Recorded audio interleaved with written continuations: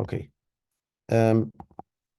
So what we're going to do today is we're going to talk about stopping times and the optional stopping theorem.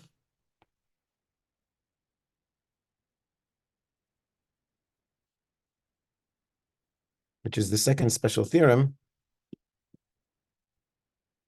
that has to do with martingales that we're going to study. Sorry.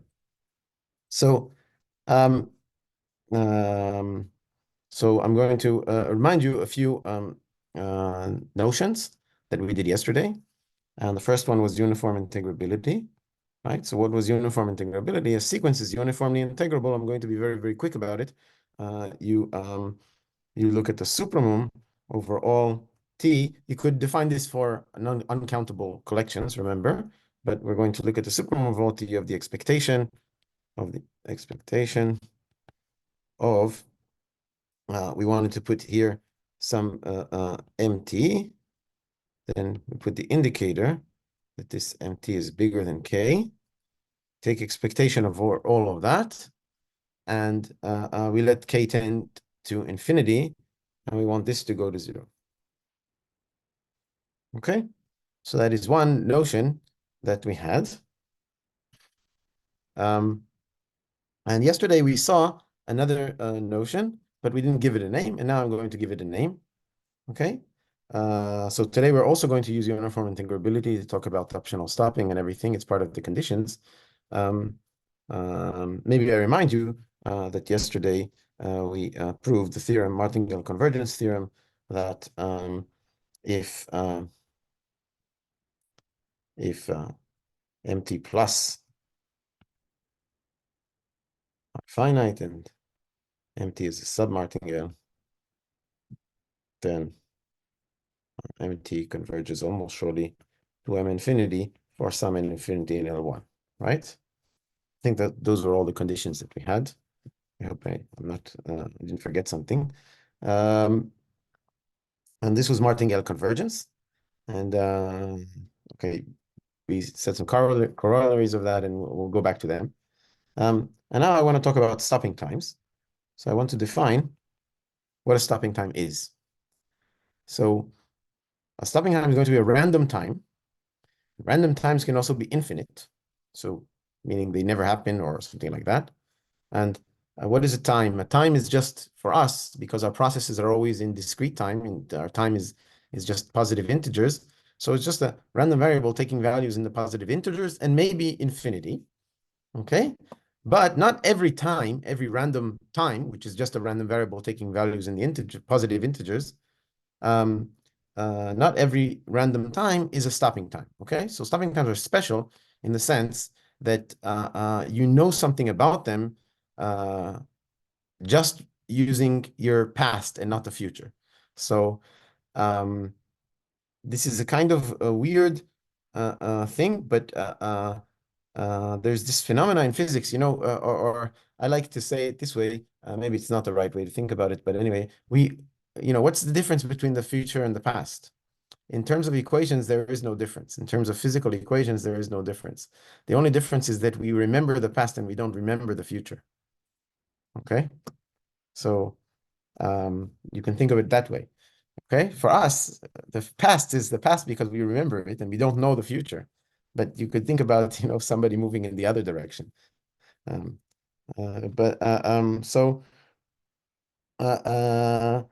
the stopping times is we just define them to be times that remember the past, but or that you can decide on by just looking at what you remember, by just looking at the past.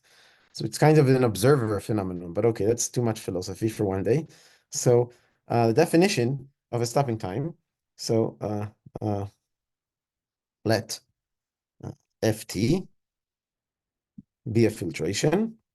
Of course, what you should be thinking of is you have some process and you have ft is the sigma algebra generated by the first t or the first t plus one guys in the sequence, and so you have a filtration, which is just a non-decreasing sequence of sigma algebras, and a stopping time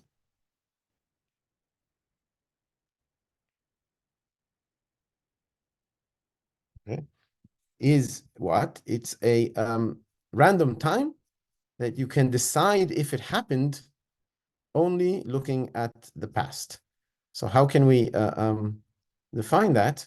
So a stopping time is, or with respect to the filtration, okay, so usually I won't write this, just, but you have to have a filtration in the background to talk about. So with respect to ft is a random variable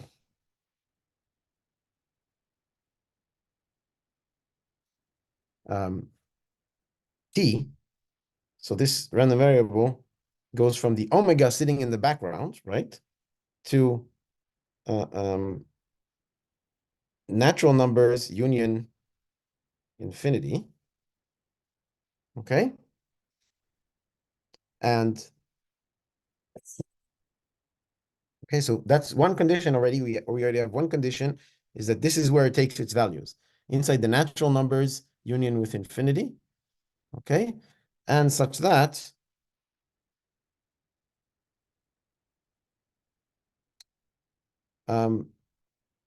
for every natural number t, if I look at the event where big T is less than or equal to little t, okay? So this is an event. This event has to be measurable with respect to ft. So you see, if I want to know, did my random time big T happen already? I can decide it by just observing everything that happened up to time t. Okay? And of course, if we say that a stopping time with respect to a process, it's just with respect to the natural filtration that comes with that process. Okay? So this is the definition of a stopping time. And let's see some examples. So the most quintessential example is if you have some process. Okay, so you have some sequence of guys. Okay.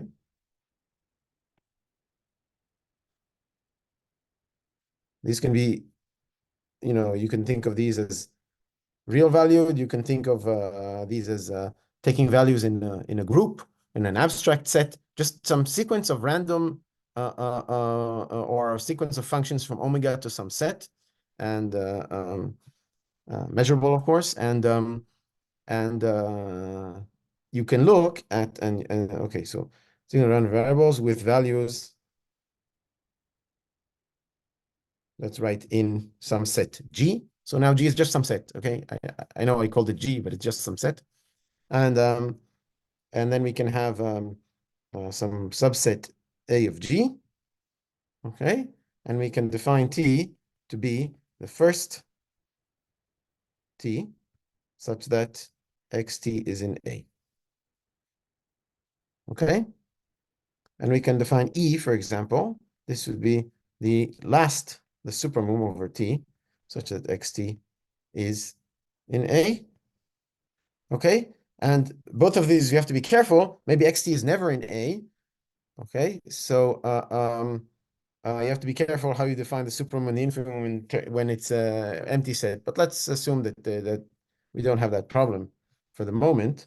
You'll have to say separately, what do I mean when I do the empty set, supermove and infimum? Okay, so for infimum, it's usually you would assume that the infimum of the empty set is infinite. I mean, you never were in A, so you never have this stopping time. But the last time I was in A, which is E here, that's not clear what you would want to define, because maybe you're also not at time zero. I mean, the end is different from the beginning because there's no end and there is a beginning. So it's not clear what you would define here as supermove empty set. Okay, but anyway, so but if you have these, well, usually, well, always T is going to, in this situation, and this is the canonical example of a stopping time, is always a stopping time. Okay, so T is a stopping time. So the first hitting time of a set, the hitting time of a set, is a stopping time. Okay, it's always a stopping time, and we'll check that in a minute. But E, the last time you were in a set, is generally not. stopping time. Okay, so why? Well, can I decide if so I'm looking at this random time E and I see the process, right? And I want to say, is this the last time I'm in A? Well, I don't know, because I have to see the future to know that I've never been in A again. I never will be in A again. Okay, so generally, the last time can't be a stopping time. It won't be a stopping time unless there's something very weird going on with the process. But the first time I am in A, I can decide if it happened already by just observing the process until now, right? So if I look at, of course, stopping time here, I'm meaning with respect to the process. So if I look at the event t is less than or equal to t, right? What is this event? This is the event that there exists some k less than or equal to t, right? Such that xk is in A, okay, and x j is not in A for every j strictly less than k. All right? So this is to say that the first time that I was in A was before. And you can see that this event, you can just write it as a union of, so what is this? So this is the exists some k from 0 to t. Sorry, Such for it to be less than t, you kind of don't need the other condition, right? You just need some time less than k that it was in a. yeah, okay. So what you're saying is that this is exactly the same. You're saying that this is exactly the same as this. Same event, maybe with a Yeah. different k. Yeah, Yeah. that's true. This is an equality of events, so you can write it out easier. Yeah. But you have to be careful that actually these are the same event, but you're right. You're right that this is an inequality. Yeah. But I just want to write like explicitly, how I would determine if the stopping time happened and when it happened. Yeah. So I can actually see when it happened exactly by just observing the process. But you're right that this, and then I write this just as the union from 0 to t of the event that xk was in A, right? And this is, of course, measurable with respect, each one of these is measurable with respect to xk. So this is measurable with respect to x0 to xt, okay? Which is the condition, right? That's the condition, because this is the filtration that comes with the process. Okay, so this is a canonical example of a stopping time. Okay, exercise.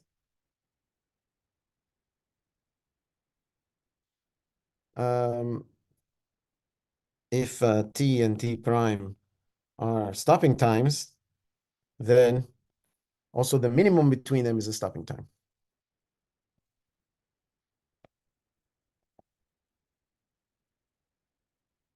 Okay.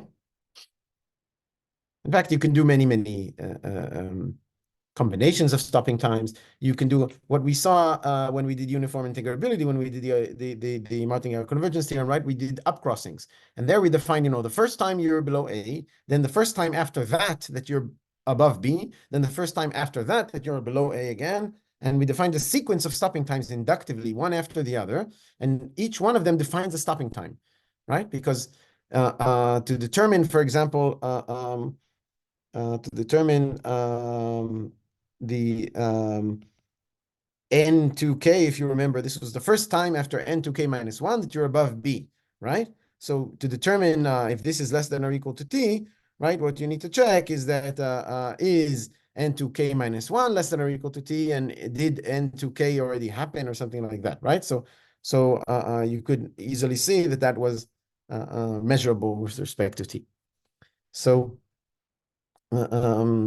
those were also stopping times, and they were more complicated stopping times. Each one was more complicated than the other. And another exercise, which you should be aware of, it's not very difficult, is to show that if empty is a martingale,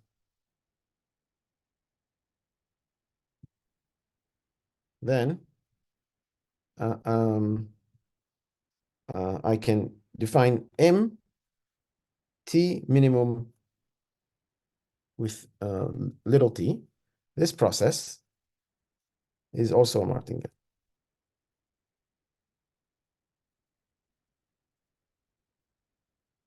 Okay. Now, what does, let me be very, very careful when I say this thing.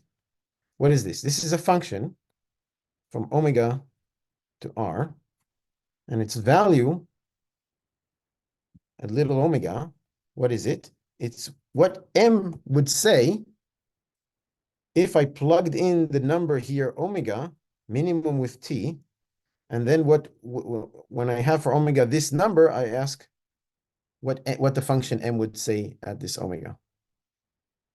Okay, so if you want, I should write it this way. Actually, it's mn of omega if t omega minimum t is equal to n. Okay, now you see here, and you run over all the natural n, I guess, up to t. Here, you do not need to worry about the fact that you can have infinities. But if I wanted to write mt, so let's do a warning here. If I wanted to write mt for a random time, even a stopping time, okay, then it's not clear what the definition of this should be. Because t, remember, can take on infinite values. And so if I can say that mt of omega is defined to be mn of omega if t of omega is n, right? But what happens if t of omega is infinite? What do I put here? It's not clear. There is no such thing as m infinity. Okay? I mean, it's not defined. If you just have a sequence, if you just have a process, it's not defined. Okay? So you have to be careful that every If it's a single time. martingale, if Sorry? it converges, then we might have infinity. Okay, but then you have to say that it converges regardless of your time. Then okay, so that you can define in an ad hoc way. But in general, I'm just saying you have to be careful that every time we write m sub t for a random t, and not for a fixed number t, we have to make sure we're only defining it in situations where that t is at least almost surely a number. Okay, you can disregard maybe some measure zero things that we don't care, right? But you have to make sure that t is almost surely a number because we don't know what m infinity is. So, okay. So, okay, good. So, yeah. Yeah, so what is I want to say about that? Okay. Okay, so let's see some things we can do with stopping times, and we will come back to stopping times. Stopping times are very, very important in the theory of random walks. Okay, they have a fundamental. Not only do they come up in optional stopping, but they're really fundamentally Markov chains. Stopping times are very important. They have what's called the strong Markov property, and we'll go into that in more depth in the future when we start talking about random walks. Okay, so let's prove something. So what do I want to do? Yeah, okay. So claim if mt is a martingale, okay,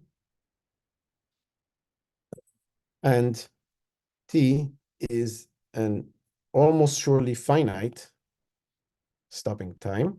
So what does it mean t is almost surely finite? The probability that t is infinite is 0. Okay, so then I don't have to worry about writing m sub t.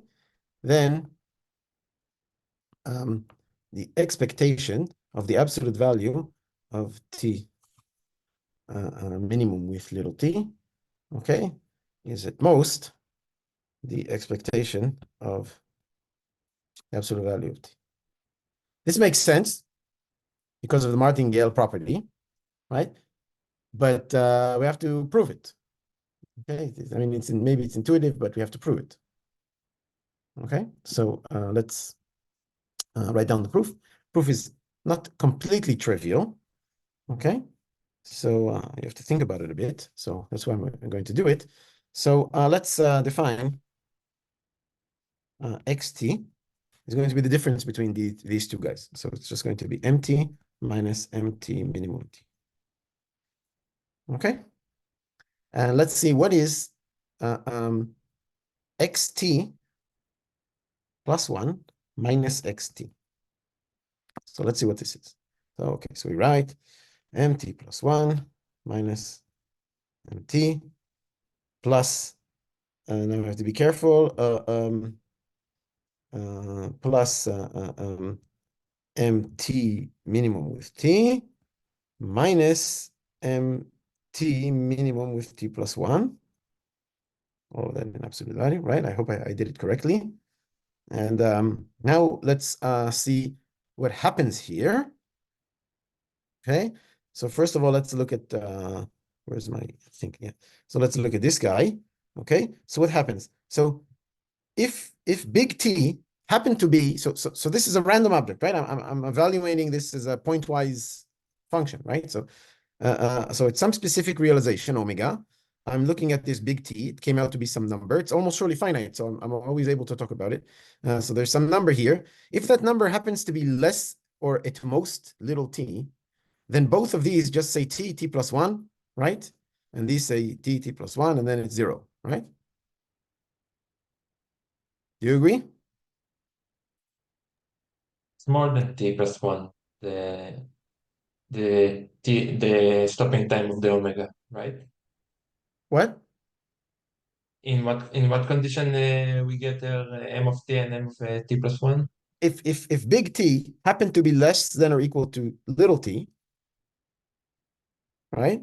Then, sorry, if big T happened to be greater than little t, strictly greater than little t, right? Then here you would say little t, here you would say t plus 1, and they cancel out with these, okay?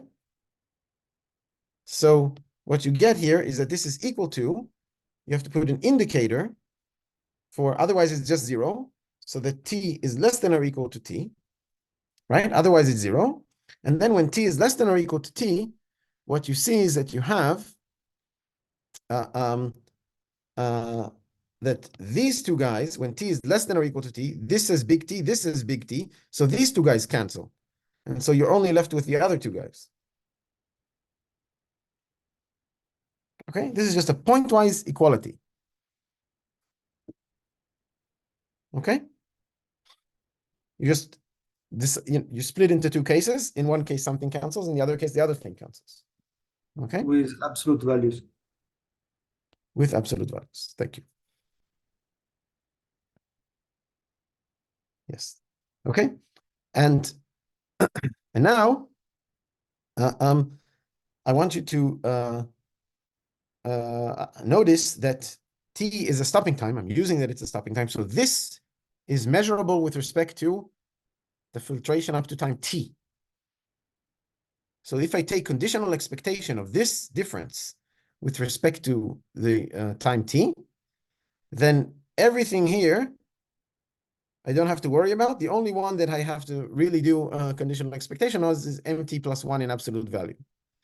Now, mt plus 1, mt is a martingale. Let's see what is conditional expectation of mt plus 1 absolute value conditioned on ft. So ft here is this natural filtration. Okay, I'm not Say writing. sub-martingale or something like that. So we assume that mt is a martingale. That's what we assumed. We'll see in a second if we can assume something maybe, well, I don't think we can. But so we assume, the assumption was that mt is a martingale, actually. Okay. So, so what is this?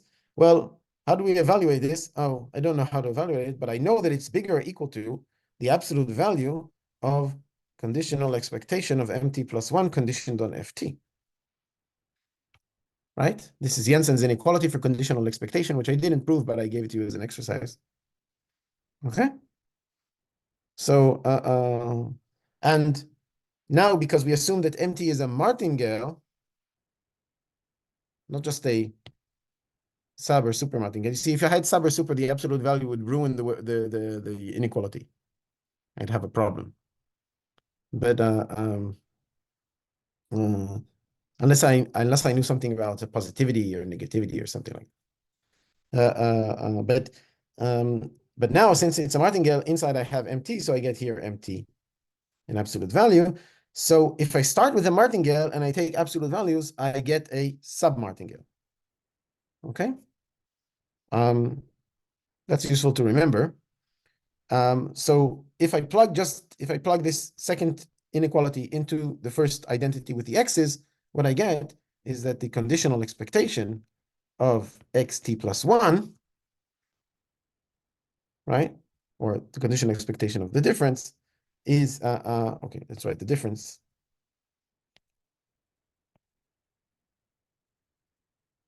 Well, it's the conditional expectation of the indicator times the difference between the m's, right? But the indicator pops out, and the m doesn't need, the other MT doesn't need conditional expectation because it's measurable with respect to time t. So yes, t less than or equal to t, right? So this is exactly the same thing. And what we just saw is that this is greater or equal than 0. So xt is a submartingale. Okay? And specifically, the expectation of xt, because it's a submartingale, let's put this in the middle here, is greater or equal than the expectation of x0, because you just iterate expectations, right? Now, what is expectation of x0? X0, here the definition is up here. It's m0 minus m big T minimum 0, but big T minimum 0 is always 0, so this is just 0, right? And the expectation of xt, this is just the expectation of absolute value of mt minus expectation of absolute value of mt minimum t. And this is the equality. This is exactly the inequality we wanted to prove. Okay? And it all just comes out from noticing that something is a submartingale. You see where I use the fact that it's a stopping time, right? Stopping time was used here. This guy gets pulled out of the expectation. It wasn't a stopping time, I couldn't do it. Okay? Good.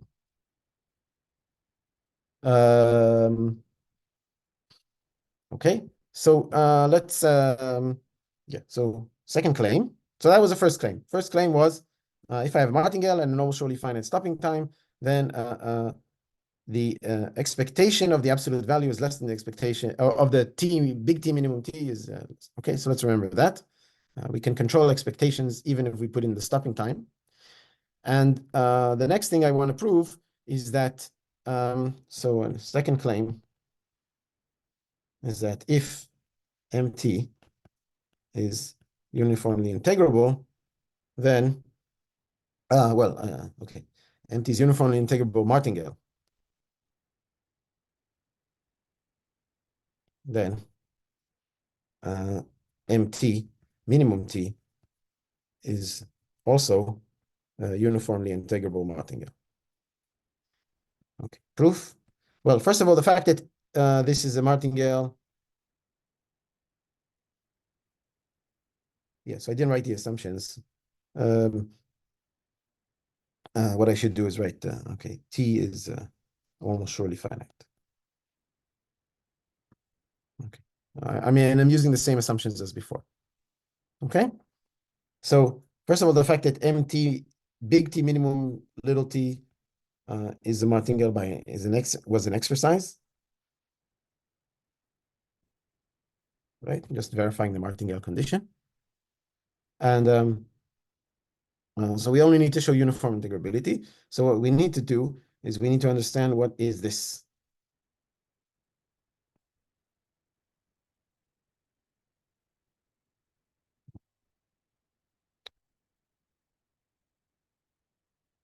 indicator mt minimum t, absolute value bigger than k, right? We need to understand this in expectation, right?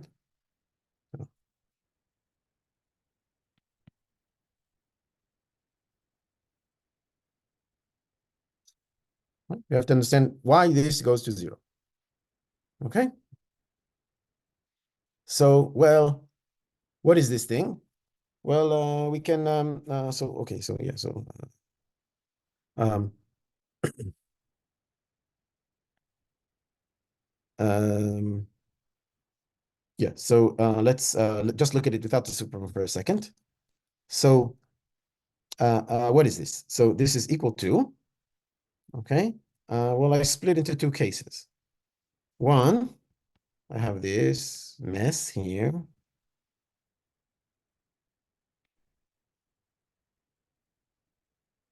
And I can put an indicator that t is less than or equal to t and t is bigger than t, right?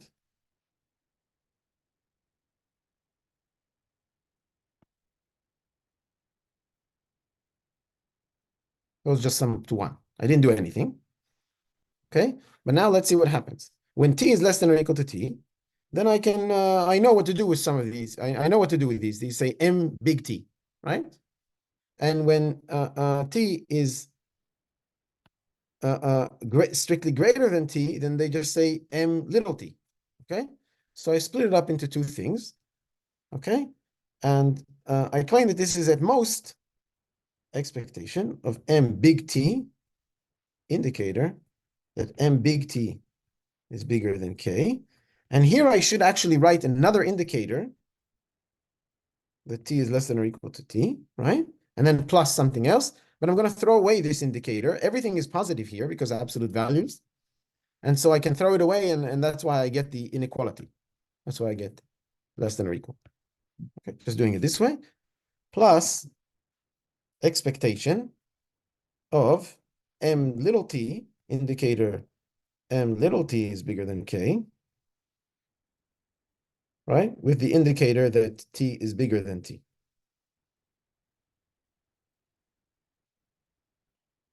Right? And also here, I can throw away the t bigger than t, and I get this. Okay? So by throwing away the indicators, I get these two sums. And I have to understand why both of them uh, um, um, uh, why both of them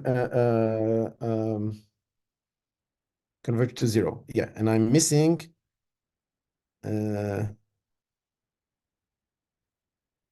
think I'm missing an assumption. Oh, let me check.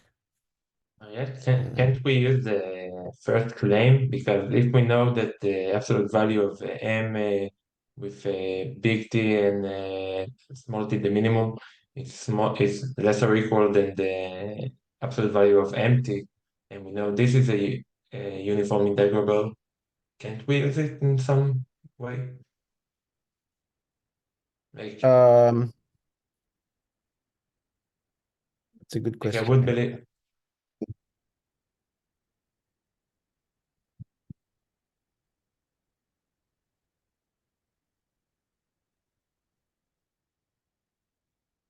I mean, if we know that this limit is approaching 0, and we take one that is less than the second limit. Okay. Sorry. There's an important thing I forgot here. No, what you're saying is correct, and I'm going to use it. Yes. Sorry, I forgot that. Okay. So what are the assumptions again? We have this claim. We started with a uniformly integrable martingale. Okay. So if we have a uniformly integrable martingale, then we know that we know a few things, and we know that mt. So by so I want to show. That what I have written here, right? When I take a supermom over t and then k to infinity goes to 0. So when I take a supermom over t, you see that this guy does not depend on t. Okay, so all I have to, and when I take a supremum over T for this guy, this is just uniformly integrability of MT. So the only thing left to show is that the first guy goes to 0 as K goes to infinity. Does everybody understand why? So by taking supremum over T,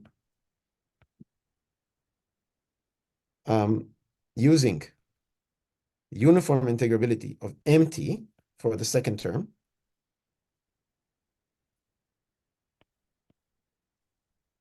we only need to show that the first term goes to 0 as K goes to infinity. Okay, because there's no T in it, we take supremum. The second one, you take K to after the supremum, you take K to infinity, it goes to 0 by uniform integrability. So you're left with the first one, and you have to understand what the limit here is as K goes to infinity. Okay, and it's reasonable. And look, I'm using the fact that T is almost surely finite to even write this, right? And it's reasonable that this will go to 0 because you see, when you make K big, then this has to be some number. So this goes to 0 almost surely. It almost surely does go to 0. The question is, does it also go to 0 in L1? Okay, that's the problem. So now we use martingale convergence. So the supremum, MT is a uniformly integrable martingale. By martingale convergence, right? So in fact, it's a submartingale, and it also satisfies that this supremum of the pluses, right, is finite because the supremum of the absolute values is finite. So by martingale convergence, MT converges to some M infinity in L1, but this convergence is almost sure convergence. Okay? There exists some M infinity. I don't know who it is. I don't know who it is.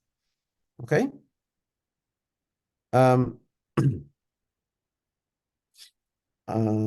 Sorry. Yeah.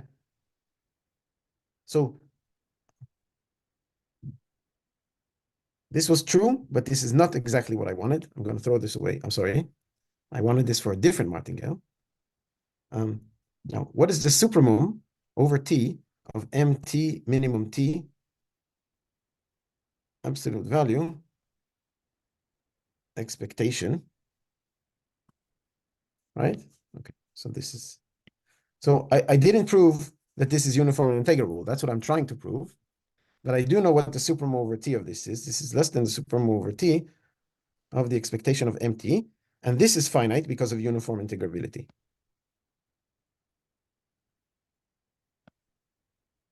Okay? So this process, this is a martingale, and satisfies that supremum T of MT minimum T absolute value, not absolute value, plus in expectation is finite because, of course, the positive part has less expectation than the absolute value. Okay? And this, for this observation, we use the previous exercise, right? So I'm using the uniform integrability of MT to first prove that I can do martingale convergence on the minimum big T little t process. And then I'm going to use that to get uniform integrability of the new process. So because it has a martingale and it satisfies the martingale convergence condition, then we know that this one converges to some M infinity. And this M infinity is in L1. And it converges as T goes to infinity, and the convergence is almost short convergence. Okay? Okay, this is martingale convergence. Anytime you have a martingale that satisfies the certain supremum of its expectations condition, then it converges. Okay? And now, but I also know that this thing, if I take T to infinity, and I take the almost sure limit of it, right? As t goes to infinity, I know who it converges to. It converges to the random variable, which is mt. This is a well-defined random variable because we had an assumption that big T was almost surely finite, and we need this assumption for this to work. Otherwise, it doesn't work. Okay? So if I have a sequence with almost surely converging to two different objects, right?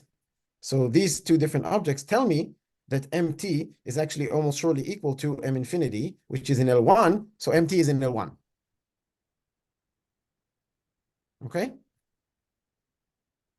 And since mt is in L1, what I get now is I want to go back to what I needed to prove for the uniform integrability. Remember, all I needed to prove was this statement, was that this goes to 0.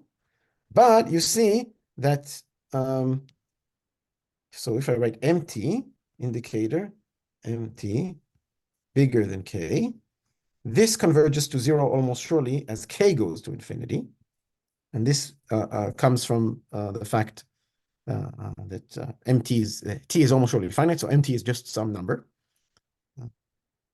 And not, I mean, it's a random number, right? So it has to be finite.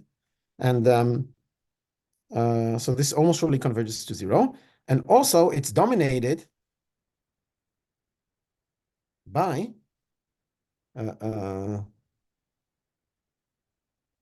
this integrable random variable. It's never bigger than it, right? So dominated convergence tell you, so by dominated convergence, you get that the expectation of this guy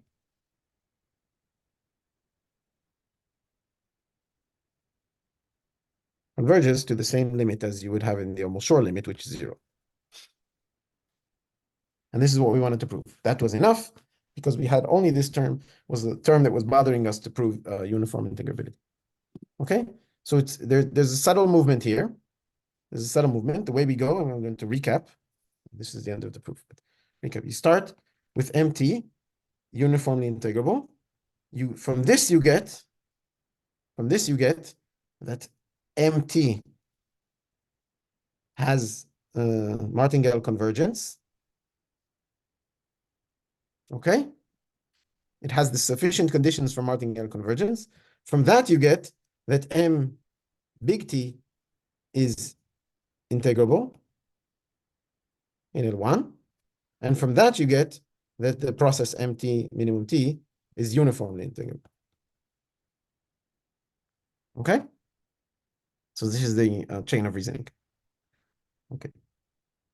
Which I should have gone over in my head before I did this proof, but okay. I hope it was clearer than I think it is. Okay, and now I'll state the optional stopping theorem. We'll take a break and then we'll prove the optional stopping theorem. Okay, and then hopefully we'll have enough time to see some examples. Already proved today some things about random walks, without even defining what a random walk is. If I have enough time. So optional stopping theorem. That's a nice divider here. Okay, so optional stopping theorem. Very important. Yeah, I usually write OST. OST is the optional stopping theorem. Okay. Why is it called optional stopping? Weird name, has to do with options, stock markets, and things like that. I really don't like this name. It's a very bad name. We should call it a stopping theorem or stopping time theorem, maybe. So the STT, but that's what everybody calls it. So, and there are there are millions of versions of optional stopping theorems. Like yeah, people who do financial math, they go crazy with these things. So I'm not proving the strongest version possible, but I'm proving some version. And in fact, we've seen the whole proof basically in all the tricks we did yesterday and today. So I could give it as an exercise, but anyway, we'll prove it. But the statement of the theorem is the following.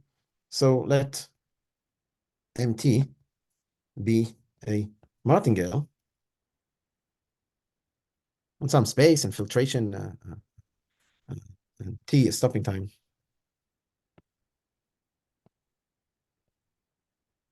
Say both with respect to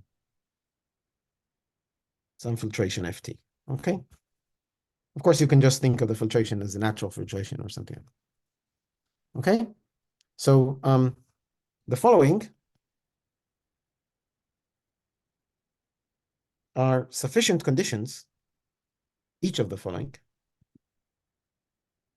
So it's enough to have one of them, sufficient conditions for expectation of MT is equal to expectation of M0, and I didn't write MT being in L1. Okay. So the conclusion of the theorem is that MT is a random variable. It's well defined. It's in L1. Okay. And also that the expectation of MT is M0. Now, if big T, so here's an example of a stopping time that could work for this theorem, right? If T is a constant, T is always equal to 5, okay? Then you're asking for the expectation of M at a constant time. That's always equal to M0, right? And of course, M at a constant time is integrable by definition of a martingale. So this generalizes the fact that for martingales, we always have that the expectation at a certain time is equal to the expectation at time 0, right? Just because of the martingale property. It generalizes it to random times. So when t is a random time, and then you have to be careful, it doesn't work for just general random times. It works for stopping times. But you need some conditions on the stopping time, and I have two conditions. One is more general than the other, but I'm going to use the first one to prove the second one, okay? So each of these is sufficient. You don't need both of them, you need one of them, okay? First condition is you put a strong condition on the stopping time, okay? So there exists some t such that t, big T, is almost surely bounded by this little t. So t is some stopping time which never goes above 105, okay? Something like that, okay? And then you don't put any conditions on the martingale, okay? So that's enough. If your stopping time is just bounded, then you don't need any conditions on the martingale. Or if you don't have a bounded stopping time, you still want to somehow talk about M big T. So M big T, so you have almost surely finite stopping time. So you see, I make the condition on the stopping time weaker, but then I have to put a stronger condition on the martingale, okay? And the stronger condition will be that MT is uniformly integrable. Okay, so for general non-necessarily uniformly integrable martingale, I can put I can just I can use stopping times, but they have to be bounded, at least for the theorem that we're proving.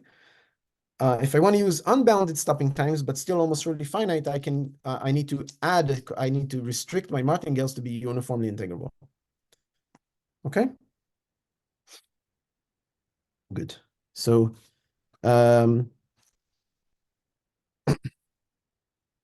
okay, so let's take a break for 10 past, and then we'll do the proof. Okay.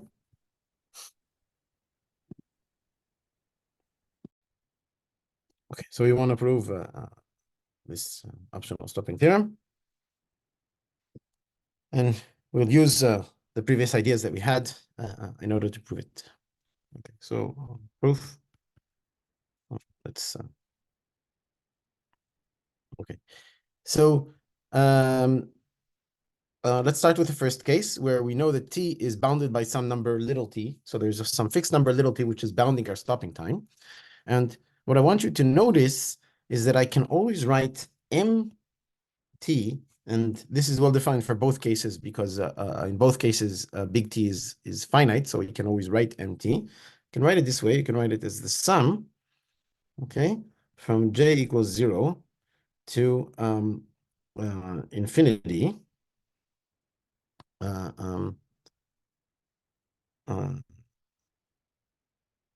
one of t greater than j of mj plus 1 minus mj, and I have to add m0 at the end.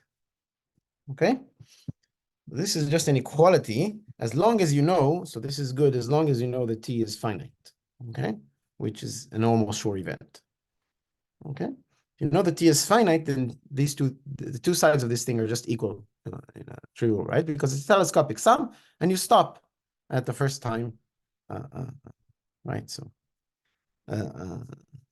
okay, so if t is less than or equal to t, probability 1, then actually this previous sum, I only need to sum it up to t minus 1, little t minus 1, right? And I also want you to notice that t greater than j, yeah, so okay, so this t greater, the t greater than j observation doesn't have to do anything with this. I'll use this if in a second, but t greater than j, which is what's inside the indicator there, this event is the complement of the event where t is less than or equal to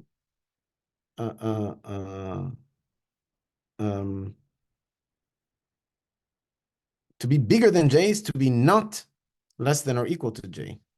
Okay? It's the complement of this event. And this is measurable with respect to fj. Okay? Whatever our filtration is for process. Right? So if I know that, if I'm in the first case where I know that t is bounded, then I have the fact that expectation of mt, okay, is equal to, the fact that mt is, in this case, in L1, well, it's obvious because we can write, okay, let me first prove it. So I need to show that m big T is in L1 and that it is execution. So first of all, m big T is almost surely the same thing as m big T minimum T, right? Because we have our bound, so there's nothing. And we know that if I take this in absolute value, then I can put this in absolute value, and this is less than or equal to this in absolute. This we've already proven, right? And this is finite, so this means that mt is in 1. Okay, in this case, it's very easy. Also, under the same if condition, okay, I'm going to compute the actual expectation of this thing. I know that now that the expectation exists, it's an L1 random variable. Well, I compute it using the sum above, right? So I'm using this sum, using this equality here. And I'm just going to use linearity of expectation. So j equals 0. I don't have to go beyond t minus 1 because big T is never bigger, strictly bigger than t minus 1. And right, so those are zeros. And then I have the expectation, right, of what? Of the indicator that t is bigger than j, m j plus 1 minus mj. And at the end of the day, I have the expectation of m0. So I need to show that the middle thing here, the middle expectations are all 0, right? If I show the middle expectations are all 0, then I get an equality between these two things, which is what I'm trying to prove. Okay? So why are these 0? Well, it's very easy. I mean, you just look at this thing and you compute it. So the expectation of this indicator t greater than j of mj plus 1 minus mj, well, expectation is always the expectation of the conditional expectation. Right? Same thing. And the conditional expectation, well, let's see. This guy is measurable with respect to fj. This is what we said above. And this guy is also measurable with respect to fj. So we only have left this conditional expectation, but that's the same as mj, so I get 0, right? So what I get here is the outer expectation, and then I have 1, t greater than j, and then I have the conditional expectation of mj plus 1 minus mj conditional on fj, and the inner guy here is, and the inner guy here is just 0, almost surely, so this expectation is 0. Okay? So this proves the first part of the optional stopping theorem, the simpler case. And now we do the more complicated case. So now the assumption is not that big T is bounded, but rather that big T is just finite. But we add an assumption that MT is uniformly integrable. Okay? And uniformly integrable, there's a trick, and we did this trick yesterday, where we defined our nice K function. Remember this function here. Okay, so we defined phi K of X is equal to, it's X in the middle, and it's K on top, and it's minus K on the bottom. And this is if X is bigger than K, and this is if X is less than minus K, and this is if X is between minus K and K. Okay, and the important properties that we have is that the difference here was always bounded by X, indicator that X is bigger than K. That's one thing. And also that it's always bounded by K. It's never bigger than K, right?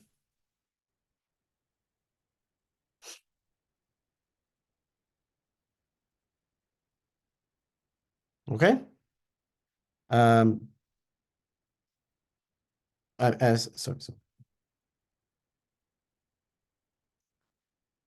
Okay, so we have these things. So now we want to understand something about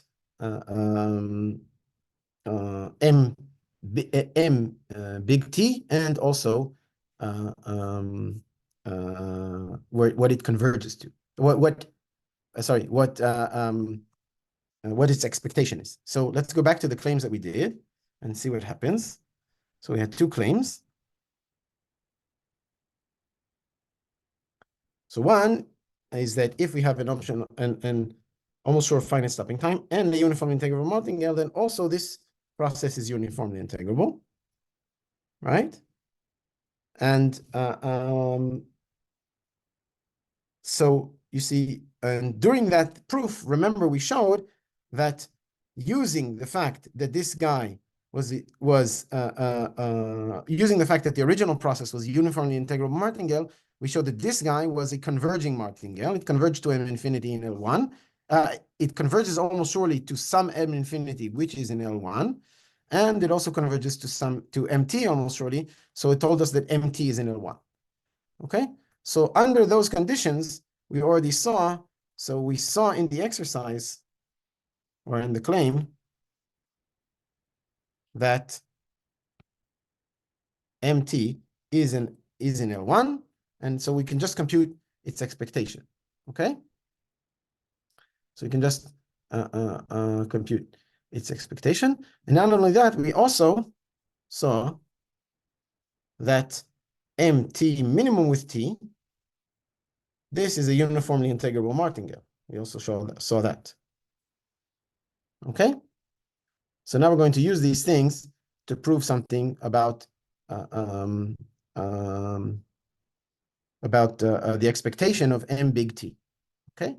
So first of all, we know that MT minimum T, this converges almost surely as T goes to infinity to M big T, right? This we know. I mean, this is just, right? Okay. And so also phi K, for any K of MT minimum T, phi is a continuous function. So this converges almost surely. This is the same trick we did yesterday to M big T, phi K of M big T. Okay? But phi K is a bounded function, bounded by K. And so dominated convergence tells us that this convergence here is also in L1. Or if you want, phi K of MT minimum T minus phi K of MT converges to 0 as T goes to infinity. To be careful. Fixed K, T goes to infinity. So this is for every. Okay? So that's easy part. And then remember, we want to say something about the L1 convergence, or we want to say something about the expectation of MT. What we'll also show is these things. Okay? We'll show these things. So this goes to 0. Okay, so this, how do we bound this? Well, we use the triangle inequality, right? First, we take the difference of the first one with its phi. So that will be mt minus phi k of mt. Okay. Then we did a phi k of mt, so we have to take the difference between phi k of mt and something. Well, the most natural thing to do is take the difference between phi k of mt minimum t, because this we know goes to 0, right? Just because what we said before. And then we have another term where because we've inserted a phi k of mt minimum t, and then we take the difference of with this guy, and then this is exactly, the three terms gives the triangle inequality. Okay, so we've bounded the term that we want to show that goes to 0 with three terms. Now, let's see what we know. We know that this guy goes to 0, right? And now we have to understand something about the other guys, okay? But now we use the property of phi. So what we get here is that, remember that when we have phi of x minus x, the absolute value of that is less than just the absolute value of the guy times the indicator that that guy is bigger than k. Okay? And this is the same trick we did yesterday when we were doing a martingale convergence. So this is less than or equal to mt, indicator that mt, an absolute value, is bigger than k. Okay? Plus something that goes to 0.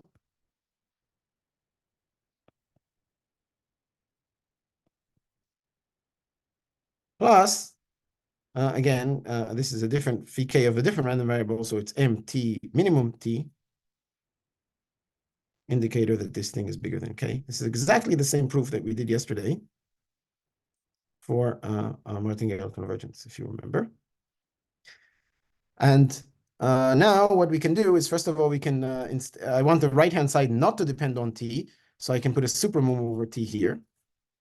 That just makes it bigger, okay? And I'm not afraid to do it because I know I've already shown in the claim that this is uniformly integrable martingale. Okay, so now so first of all, I only have one term now which depends on t. So let me change this one. Let me change this one. I'll make the t okay, I'll write supermum over s and minimum s. I have to do another s here.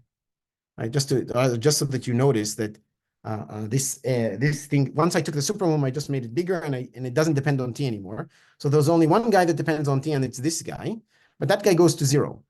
And there's no t, well, there is a t here. So what I get is lim sup, as t goes to infinity, of this expectation. This is less than or equal to something fixed. That's not what I want. Something fixed, which is this, depending on k. This is for every k. I can take arbitrary k, plus 0, right? Because the second term goes to 0, plus supermum. I'm going to turn this back into t. I don't know, because it seems somehow more natural. Mt minimum t, indicator mt minimum t bigger than k. Okay, and now I already know that this guy is uniformly integrable, so this goes to 0 as k goes to infinity, right? There's no k on the left-hand side. And what happens is k goes to infinity to this guy. Well, this also goes to 0. Why? Because this is dominated convergence, because mt is in L1. And it goes to 0 almost surely. We said that already before. We already proved that mt is in L1. Okay? And so you see that the right-hand side goes to 0, telling you that the left-hand side limit is 0. And so what we have now is that this converges to this in L1 and almost surely, as t goes to infinity. Okay? So that's what we just showed. Okay? But then, now, this is an almost surely bounded stopping time, right? It's bounded by the little t. For fixed t, this is so for fixed t, right? Minimum between two stopping times or between a stopping time and a number is a stopping time, and it's bounded by the minimum because of the minimum. So for every fixed t, the expectation of mt minimum t, my iPad is not working well. I need to buy a new one.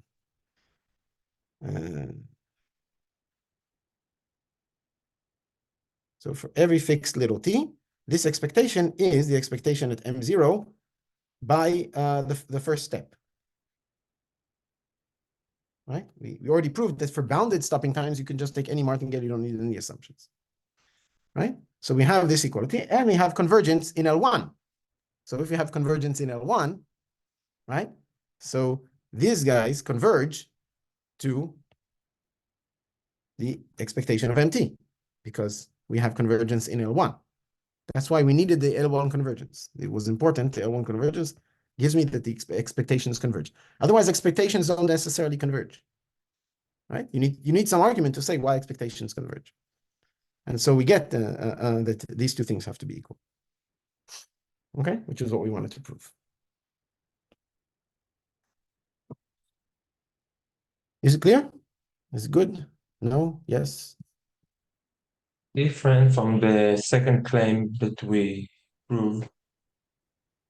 And now, like, I feel like we've seen something like similar, but not similar. So I don't know. We kind of, because the fact that this new random variable or new martingale m with the minimum, with the minimum between t and lower t, we already saw that it converges in L1 to MT. So like, what you understand what I am asking? I don't know No, what I is don't new understand. in What this is the proof. question? So What we there are some stuff that we already saw in the second claim. There were two claims before presenting the optional mhm. stopping time. The claim that if we have a UI martingale, then this also the new the new random variables are also UI martingale. Yeah, so first So okay. So let's go over the logic. First, what we did was we said if I have a martingale and an almost surely finite stopping time, then I can bound the expectations of the minimum process of the stopping time with the original just regular expectation. This is this claim. Okay? yeah, And I use that, I needed this claim in order to prove the more important statement is this one. yeah. That when I So have an almost surely finite stopping time, then and a uniformly integrable martingale, then when I take the minimum process, I also get a uniformly integrable martingale. So what I'm Okay? asking, like now, what is the difference between this claim and the what did we add between this proof and this claim and the optional stopping time?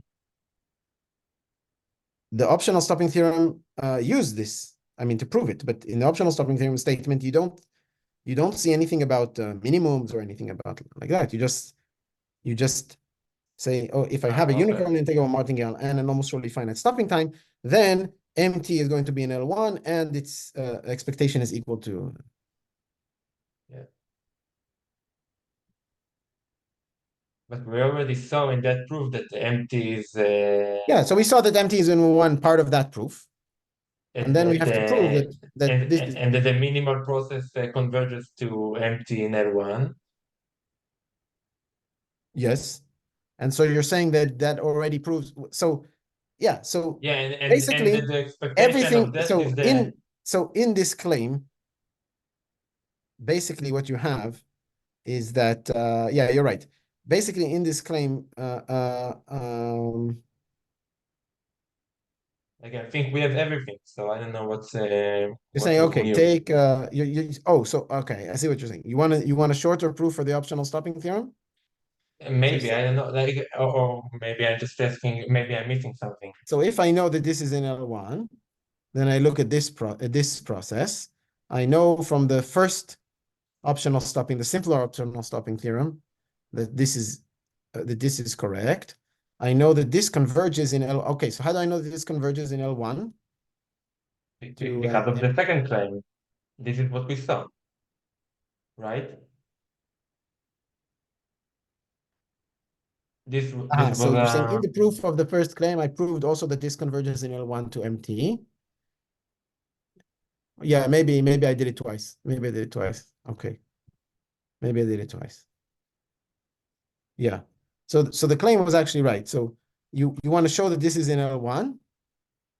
And in fact, the way you do it is you show that this guy is uniformly integrable. And in fact, while showing that it's uniformly integrable, you show that it satisfies the conditions for martingale convergence. And then it converges to this guy, but it also converges to an L1 random variable. So this guy has to be an L1. And then you get from that uniform integrability, which means that you converge in L1 to your limit because of uniform integrability. And yeah. And we know by the martingale that the expectation is the expectation of M0. Yes. Well, this you need the first case of the martingale of the optional stopping theorem. Okay. Right? The first case you have to prove, because this you only get if you prove the first case.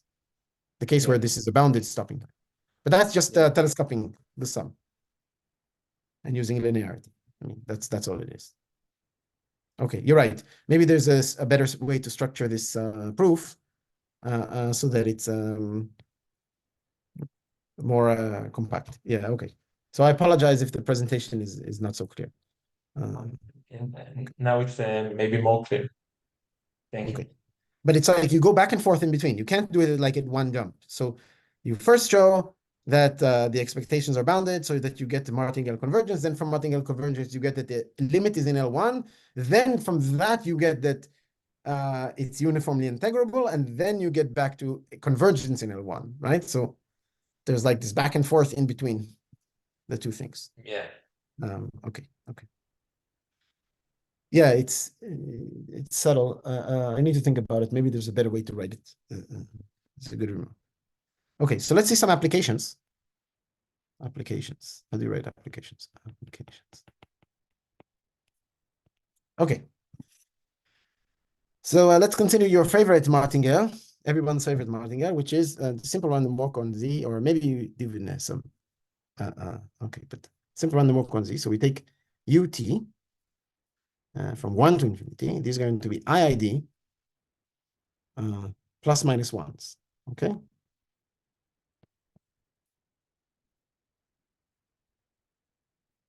In fact, we could also add a zero. Let's make it a little more general. So let's add them to be, so this is going to be 1 minus epsilon divided by 2. And this means that, no, that's not what I want. So probably epsilon, you do nothing. Just stay, right? Now, what do I mean do nothing? So I want this to turn this into a random walk, which we didn't define yet. But so what we're going to do is we're going to define xt to be the sum from 1 up to t. So x0 is 0, and sum of 1t of uk, right? Okay, so what is this doing? Walking, it stays put with probability epsilon, and with probability 1 minus epsilon, it moves either to the left or to the right with probability half each. So it's a lazy walk on z. Okay, now we've already seen that because so what is the expectation of these guys? Right, this is 0, right? Just because of the symmetry. We've already seen that this means that xt, so this implies that xt is a martingale.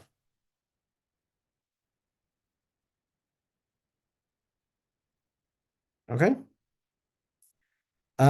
So first, let's look at the first time that I want to start instead of starting the walk from 0. I want to start with. So suppose I come. So what is this? This is a game with probability epsilon. You don't lose or gain anything.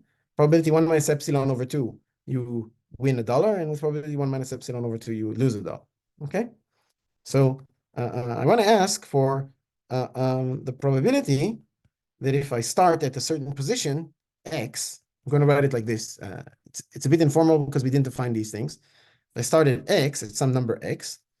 I want to ask for what's the probability that I reach, say, n before reaching 0.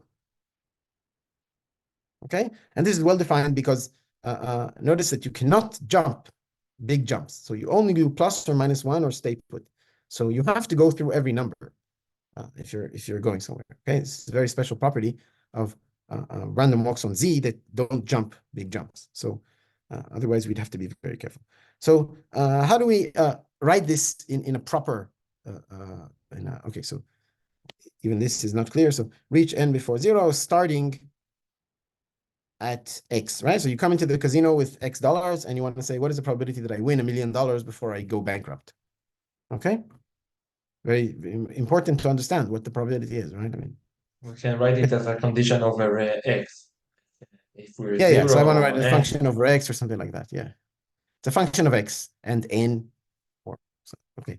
So the way I can write it is I can do it like this, right? So if you come in at X and you start doing these games, then you're actually looking at the process X plus XT, right?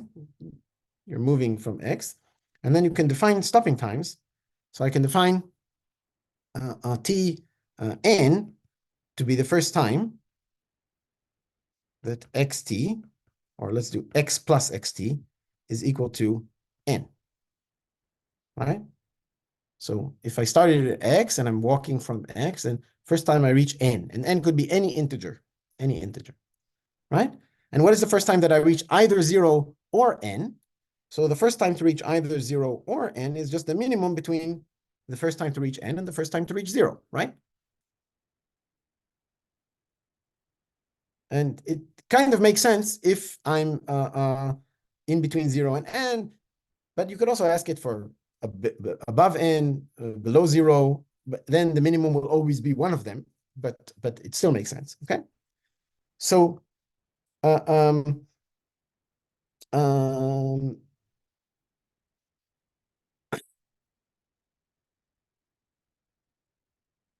okay, so it is a little subtle. You have to be careful. But I claim that if X is between 0 and N, it could be including, of course, if X is N or 0, then the stopping time is just 0. I mean, you're already there. But if X is between 0 and N, so exercise, okay, exercise, this is not such an easy, I mean, it's very easy, but if you know more things in the future. But at the stage now, if you haven't ever seen this, then it might be a little more difficult to use it using the tools we currently have. But for X between 0 and N, I want you to prove that the probability, right? So all of these depended on X. I defined them for X plus. Okay, so all of these stopping times inherently depend on the specific choice of X. For different X, I have different stopping times because they look at different processes. The X plus is apparently a different process. We'll talk about how these things are related to each other in the future. But for the moment, there's some fixed X we have. And I'm saying, using the tools we currently have, if X happens to be between 0 and N, I want you to notice that the probability that Tn, T0 is finite is going to be 1, although not bounded, right? You can always imagine, I mean, if n is bigger than slightly, bigger than 2 or something, then you can, or bigger than 3 or something like that, you can always go back and forth for infinitely many steps, right? And you can do it as long as you want, still has positive probability. So Tn minimum T0, the first time to exit this interval 0n is not bounded, but it is almost surely finite. Okay? And I'm leaving that as an exercise for you to prove. You have to think of how, you need to show that the probability that these things are very, very big are, well, okay, think about it. But it's a true statement, and we will give alternative proofs of this in the future, okay? In fact, it's true also for X, not between 0 and N, but that's even slightly more difficult, okay? This is an almost surely bounded, almost surely finite stopping time, okay? And another thing that you're going to have to swallow is that MT is uniformly, so XT is going to be uniformly integrable.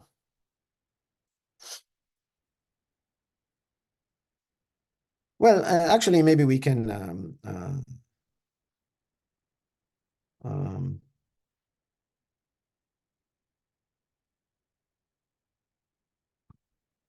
so I don't need this. I can look at xt minimum, t0 minimum, tn, right? And now this is going to be uniformly integrable just because it's bounded. So any bounded sequence, if you have a sequence that's uniformly bounded, so a sequence that has to be taking values inside some finite interval, then it's always uniformly integrable. You can think of y. Okay, take large n of k, everything becomes 0, right? So, okay, so this is a uniformly integrable process as a process in T. Okay, it's a martingale because we said taking minimum with a stopping time, you get a martingale, right? And also it's uniformly integrable because it's bounded, right?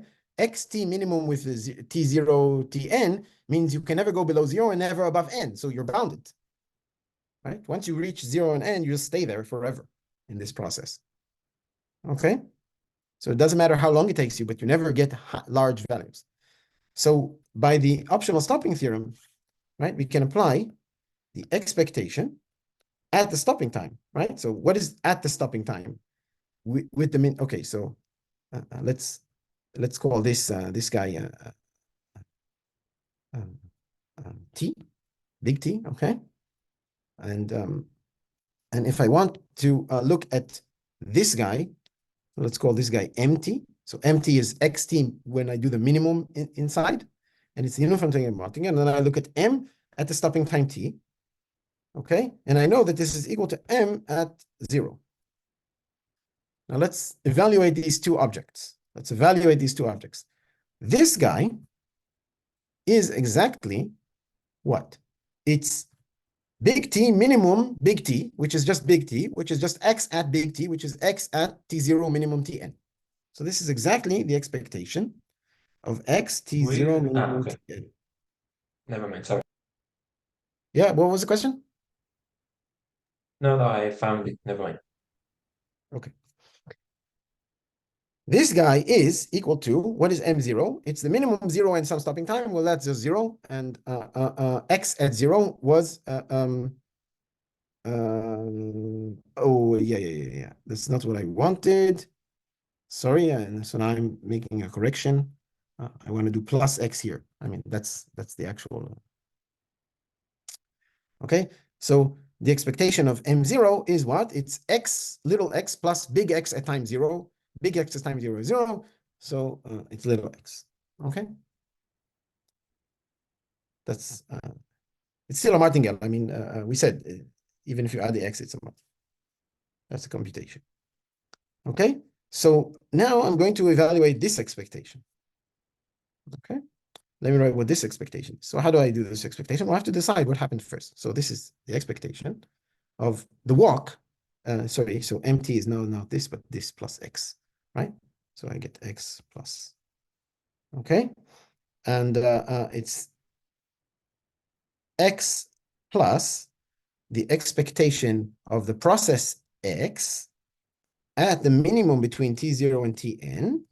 And I'm going to write 1 if t0 is less than tn, plus 1 if t0 is bigger than tn. And if n is not 0, then they cannot be equal. So there's no other case. So these two things just add up to 1, and I didn't change anything. Okay? And now, what happens when t0 is strictly less than tn?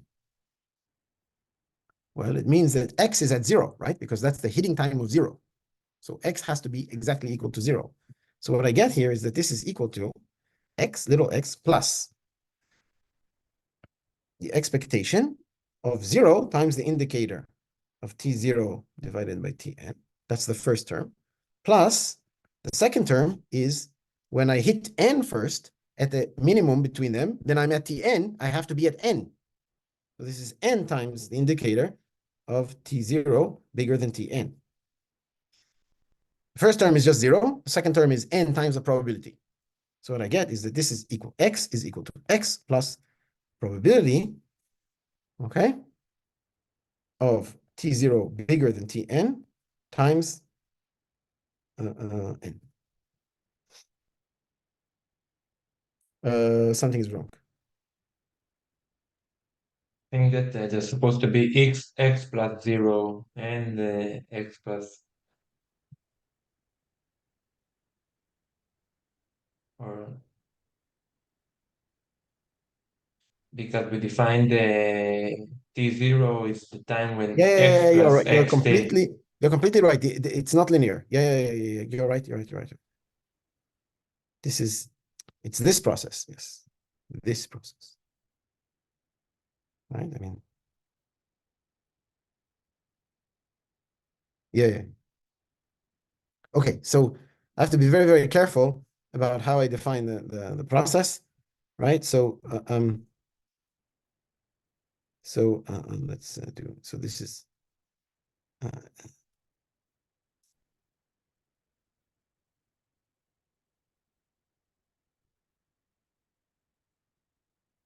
um. Yeah. So what I should do is I should write it this way. M, and I should put here an M. And I have to ask what the values of M are when this happens. So yeah, you're right. It's not linear. It doesn't come out. Okay. When T0 happens first, then X is at 0, but M is at sorry, that M is at 0, right? So T0 is the first time that the process, when I added X to it, it was at 0. Okay. Or if you want, X would be at minus X because of the way I defined uh, the way I defined. Okay, you know what? I'm going to do it again, just to be clear. I want it to be clear. The reason I'm getting confused is because we'll see in the future when we do the random walks, we have this shift invariance and we can like play around with it. But okay, do it again. So I'm going to define a different. Okay, um, so what is the process? The process, you have to be very careful. I'm going to start, the xt is going to be defined using x. Okay, so x0 is going to be x, and the xt is the martingale. You have x plus a sum of independent random variables, and it's a martingale. Okay, and now all I need to do is I need to define the first time I'm at n, or the first time. So I don't need to do an x plus, just because the plus is confusing me with linearity of expectation. Okay, and everything is still true, but now x, remember, at time 0, xt is at x. x0 is at x. And then again, I do the expectation of m at time t, which is the expectation of x at time t minimum tn minimum t0. I mean, I know it's the same thing, which is just x at time t. Okay? Yeah, okay, I don't need the m was just to differentiate between the little t and the big T, and where I plug in my stopping time. Okay. So I'm plugging in the stopping time here in this coordinate, and the other one, the minimum with the other thing stays constant. And I know that this is equal to, this is the optional stopping theorem. It tells me this is equal to the same thing at time 0. And at time 0, I know what x is. It's just x. Okay. But now I evaluate the other side. The other side, I do it is x t, where T0 is the minimum, or where T0 is the maximum.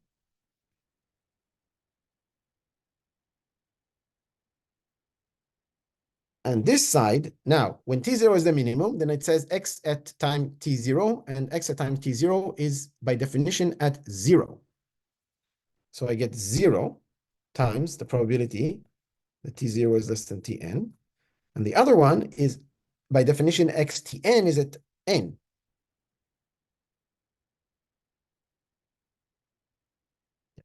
So this is the correct estimate. And so we conclude that the probability that T0 bigger than Tn, and I'm going to write here conditioned on starting at x, right? Because we did the whole probability space at something that starts at x. So I just put that information in just to remind you that it's there. We have that this is x divided by n. Okay, makes sense. Take n very, very big, compared to x, then the probability to reach, $1 million if you start with $2 is very, very small, right? And if x is very close to n, then it's almost 1, right? So, okay.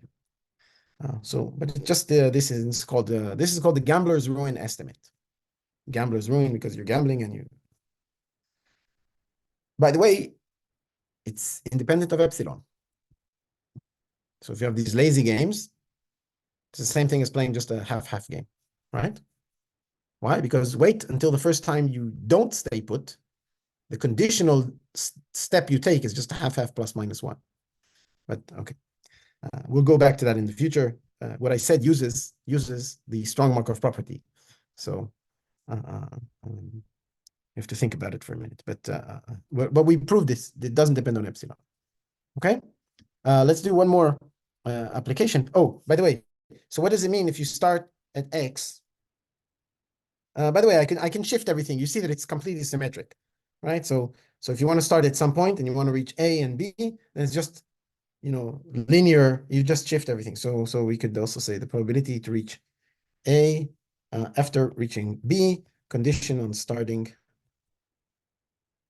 at X. I mean, you define a complete process and a martingale and everything, and it's just the same process just somewhere else on the line, and it's going to be completely symmetric and completely isomorphic in whatever sense you need, and this is good for X between A and B, right? Doesn't matter where it is, and all you need to know, right, is that how you shift, all these things, right? So you're going to shift A to be 0, and so then X is going to be at X minus A, and so you're going to get X minus A divided by B minus A. Okay, it's the same thing. Okay, so this gives you a general thing, but let's look at another martingale. There's another martingale here. Okay, so first thing, what happens when I take n to infinity? What happens when I take n to infinity? What do I get in the 0 n case? So I get the probability that probability 0, right? That I never reach 0. So I start above 0, but I never reach 0 for any x. The probability that t0 is infinite is going to be 0. What I've just proved is that the random walk on z is recurrent. It always comes back to 0, no matter where you start. Even if you start x equals 1,000,000, you will eventually go bankrupt. Okay? We proved it just using optional stopping. No, nothing more. Okay? And one more trick. I know of another martingale. Remember, we had also, if I compute the expectation of the process x squared, conditioned on past, right? So what did we do? Remember, we did +1 with certain probability, -1 certain probability, right? And stay put with a certain probability. And what we got there was that we get this squared. We did this computation already in one of the lectures, and we had a correction which was exactly 1 minus epsilon over 2 twice times 1, right? I mean, sorry. Yeah, 1 minus epsilon over 2 twice times 1. So you get 1 minus epsilon. Okay? And so what is a martingale? So I can define a martingale. And this is regardless of the starting point. So xt is now the process starting from a little x. You fixed a little x. You started and you're walking around, right? And we have this conditional expectation computation. And so MT, if we define MT to be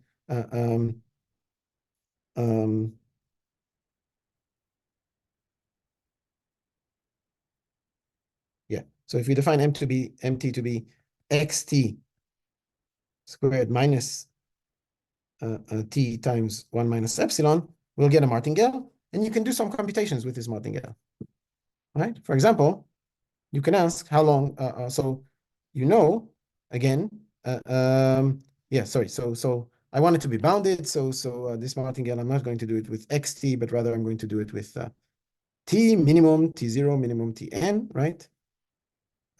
Which is also a martingale, and then I have to also put in here.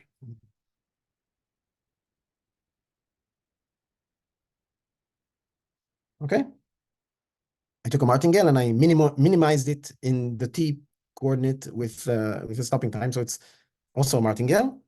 And this martingale is cool because I can do the expectation of m0. Now, what is m0? It's x0 squared minus 0 times 1 minus epsilon. So the expectation of m0 is x squared, right? On the other hand, it's equal to, again, we split. Is t0 the small one or t0 or tn the small one, right? We can split both cases. So we get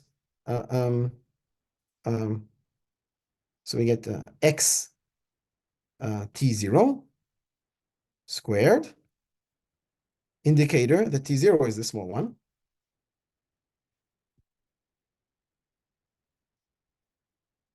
minus, we have to be careful. There's also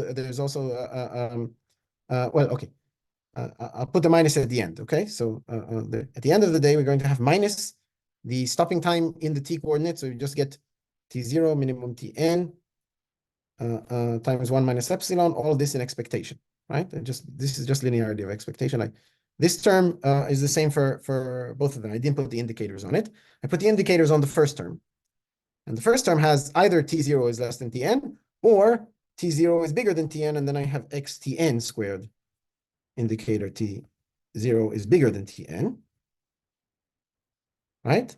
But again, I know exactly what these guys are when at t0 and tn, because t0 tells me x is at 0, and tn tells me x is at n. So I get the equation x0 is equal to 0 times something, fine, plus n times something, or n squared times the probability that t0 is bigger than tn. Oh, but I know this probability. I already computed it. Minus the expectation of t0 divided by tn, right? All of this times 1 minus epsilon. Okay? So now the dependence on epsilon does come in. And I know this is exactly, what is it? It's x divided by n. Okay? So I have computed the probability. When you start at x, I'm going to remember this is start at x. Sorry, not the probability, but rather the expectation of how long does it take you to exit the interval 0n when you start in between 0 and n. How long does it take you? If you rearrange everything here, right? This is time. This has to be times 1 minus epsilon. You have to move the other thing to the other side. And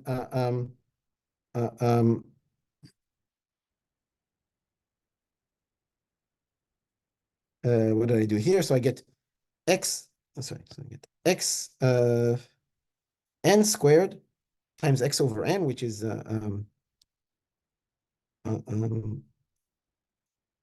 nx minus x squared. And this is divided by 1 minus epsilon. So we can write it this way. N minus x times x divided by 1 minus epsilon. Okay, so I can compute, and this does depend on epsilon, and it should depend on epsilon. You can think if you're lazy with the big epsilon, then you should be not moving. So it takes you longer to reach the endpoints, right? But basically it kind of dilates according to, if epsilon is 0, if you always move, then the denominator is 1. But if epsilon is 1, which means that you never move, this means you never reach. So it'll be infinite. But okay, so you can actually compute expectations. Very simple computation. How long does it take you to reach the endpoints? How long are you going to spend in the casino if you walk out, if you get $1 million, or how long on average? One more thing. Let me do just one more very quick thing. I can also ask for the expected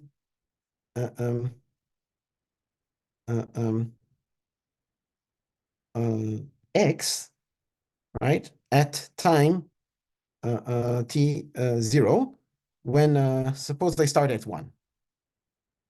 Right? What is this? This is take the martingale that you start at 1, right? And do the minimum with t0 tn, right? At the stopping time t0, right? So, okay. Now you have to trust me that t0 is an almost surely finite stopping time. But this is true. Okay. We'll We show it. already saw it. Oh, yeah, we saw it. Yeah. Right. We saw it, right? So we did it using the x over n, the gambler's rule, right? So if I start with 1, it's almost surely finite. So I can plug this into the optional stopping theorem. Now, what is this? This is going to be equal to the x0, right? Now, what is x0? X0 is x, okay? Is 1 in this case, but any x doesn't really matter, okay? On the other hand, what is x at t0? X at t0 is 0. So I just proved the contradiction. What was wrong?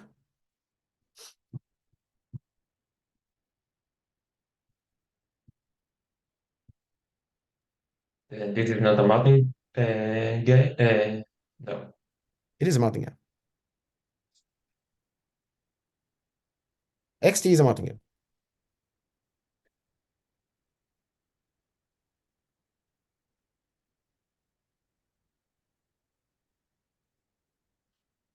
Not every martingale you can do optional stopping. I have an almost surely finite stopping time, but I need the martingale to be uniformly integrable. Now, before, when I did the martingales, I always was very strict about using this process, not the just xt. Why? Because if I have a process minimized with the endpoints, then I'm bounded. Bounded means uniformly integrable. But now, I'm not necessarily stopping at t0 if I use this process. If I use this process and I plug in t0, then it's t0, minimum tn. I could also get to n first. There's a small probability of getting to n. Okay, and I'll exactly recover the gambler's ruin from before. If I want to have a t0 there, then I'm actually looking at a different process, which is maybe this process or even this process. And even if you take the, if I want to have this process, this is what I've just proved that this is not uniformly integrable. When you say this, what do you mean? Because I don't know, maybe I'm the only one who can see what you're pointing So at. if I put in the minimum with the t0 and not t0 tn, okay, then before I was very strict about doing this, about putting in the tn. This is a bounded process. If you start with x between 0 and n, right, you never get values less than 0 or bigger than n, because once you reach one of them, you just stay at the same, right? For large t, you just stay at the same point. But if I look at a different process, if I look at the process which is xt minimum t0, or even without any minimum, if I look at something like this is not a bounded process. And in fact, what we've just proved, because of the contradiction, is that this cannot be a uniformly integrable sequence. Okay? So we've proved it's not uniformly integrable. Okay? And the reason it's not uniformly integrable is because, and we can play around with these things. We can play around with these things and we can prove using these things and contradictions that if you start at, so this is starting at, starting anywhere, but start at even at 1, okay? Or if you start at any x, it's the same thing, but it doesn't really matter. The expected time, so we know that you will reach 0 with probability 1. We proved that it's recurrent, you will eventually get to 0, but the expected time is going to be infinite.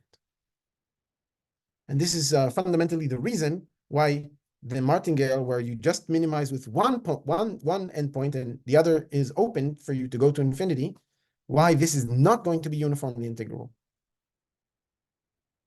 Okay?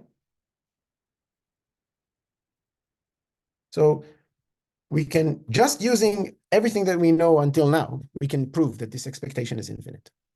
Okay, so what happens on the random walk on Z is that you eventually reach any point. I mean, 0 wasn't special here. You can shift everything, right? But you start from somewhere and you have a different fixed point. You will eventually get to that point. But the expected amount of time it will take you to get to that point, even if that point is your neighbor, right? The expected, if you come into the casino with $1, the expected amount of time you're going to spend in the casino until you go bankrupt is you will eventually go bankrupt, but in expectation, it will take you infinite amount of time. And in fact, that sounds very optimistic, but you should think of the other way around. If you come in with $1 and you're asking, how long will it take me to have $2? The expected amount of time, if you can go, if you can go as negative as you like, the expected amount of time is infinite. So just even to get to $2, it's going to take you a long, long, long time. It's not worth it, right? Easier ways. Okay. So yeah, I'm over time. Sorry. Okay. There is like a paradox